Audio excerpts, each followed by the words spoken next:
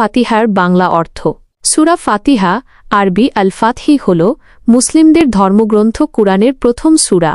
এই সূরাটিকে কুরআনের জননী বা উম্মুল কিতাব বলা হয়। এর ৭টি আয়াত রয়েছে। নিচে এর বাংলা অর্থ দেওয়া হল: ১ বিসমিল্লাহির রহমানির রহিম, পরম করুণাময় অসীম দয়ালু আল্লাহর নামে শুরু করছি।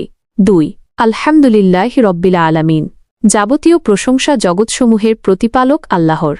৩ আর রাহমানির রাহিম, যিনি পরম করুণাময় অসীম দয়ালু। ৪ মালিকি ইয়াউমিদ্দিন, যিনি বিচার দিনের মালিক। ৫ ইয়াকা নাবুদু ওয়া ইয়াকা নাস্তাইন, আমরা শুধু তোমারই ইবাদত করি এবং শুধু তোমারই সাহায্য চাই। ৬ ইহদিনাস সিরাতাল মুস্তাকিম, আমাদের সরল সঠিক পথ দেখাও।